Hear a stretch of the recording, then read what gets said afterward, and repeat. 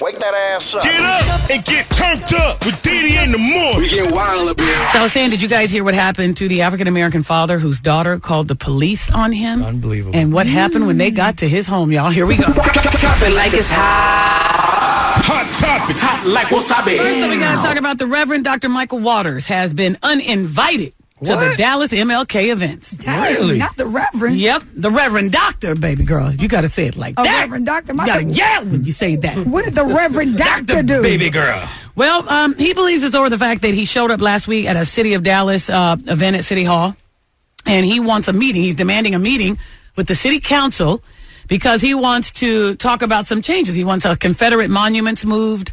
He wants proper funding and resources for a civilian police review board. He wants all this stuff, and so he feels that when he went there and interrupted, I guess, this event, now all of a sudden he gets uninvited. He was going to be a keynote speaker at an event, and so now he's uninvited. But just take a listen. I want y'all to listen to what happened. You cannot celebrate Dr. King and think that we're going to stand for business as usual. Waters was among a group of black faith leaders who interrupted the city's King Week kickoff event at City Hall last Wednesday. It's time out. The faith leaders, standing in solidarity, used that event to issue a list of demands to City Council.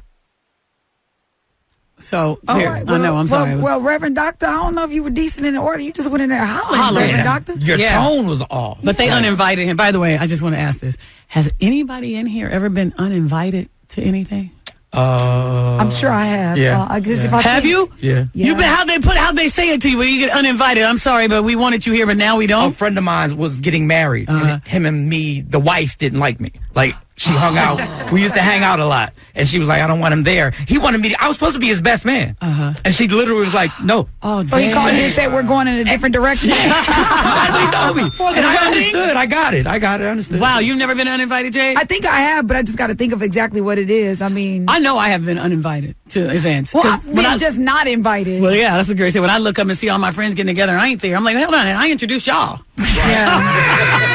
Y'all done uninvited me in the group. What happened? I mean, let the truth be told, the only reason why I had gotten married is because I thought you were going to start inviting me on couple stuff. Because Didi always used to do couple stuff and I could never be a part. So I was like, well, let me get married. And still, me and my ex-husband were at home like, well. No invitations? Have you had a call yet? No. Let me check. Maybe my phone ain't working right. Let me call Sprint. Y'all, did you see this? A 16-year-old teenager out of Ohio called police on her father after he took her $800 cell phone. Come on, man. The girl said that he took her property. She's like, this isn't his, this is my property. And that he didn't buy the phone. She's like, it's mine. And so she called the police on him. And so the police showed up at this man, this African-American father. He's trying to be a good dad. They showed up, and here is the audio from the dash cam video. It's not a theft of property. How is it not? Because he's your father. My mother bought my phone book. Well, then he can hand it over your mother. You can hand it over your mother. He stays in Dayton. He was never supposed to take it. Well, either way, like I said earlier, you have your phone, your father has the ability and the right to take the phone from you. Or if you're being unruly or on whatever, as far as not behaving or not listening by the rules, having a phone is not a right. It's a privilege. You don't need a cell phone. It's a privilege that you have a phone, period.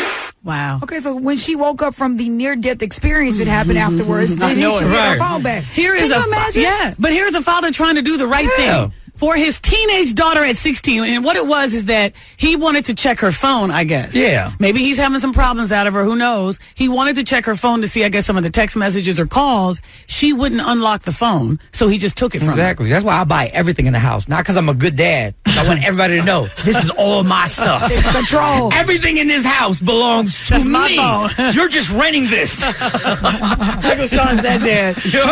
Then finally, you know what? Jacquees wanted his credit last month. Remember, he said he was the new king of R&B. Yes, he did. Well, now there's another one who said he wants his credit. This guy said he's a pioneer. This guy says he's a pioneer, and everybody. Who do you think? Oh, Jay-Z is a pioneer? Nas? No. Biggie? No, Soulja Boy. If you I swear to God, Soulja Boy says he's a pioneer. Y'all listen. I was the first artist on the internet. I was the first rapper on YouTube. You know what I'm saying? I showed these artists how to be social media famous and social media savvy. No artist was on Instagram and Twitter. Let's be real. When I came out with Crank That Soulja Boy and went #1 and sold 10 million copies and went diamond, they said that I killed hip hop. What I really did was change hip hop to digital streaming and Spotify, Apple Music. So they should be thanking me. All you new artists out there, all you record labels, y'all owe me like 5% of the money. Y'all owe me like 5% of all y'all sales because I showed y'all how to do this. You know what I'm saying? Yep, he's a pioneer.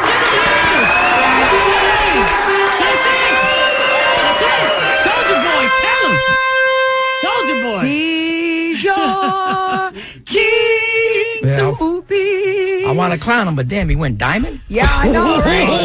He did tell the truth. He actually did do that, y'all. So shouts out to Soldier Boy. I remember he hopped about the bed. Yeah. And turned his swag on. Yes, he did. Took a look in the mirror and said, what's up? Wow, you really know Soldier Boy song. She's one of those who's been crying because he's not on the Millennium. I want him on the tour. Wake that ass up. Get up and get turned up with Diddy in the morning. We get wild up here.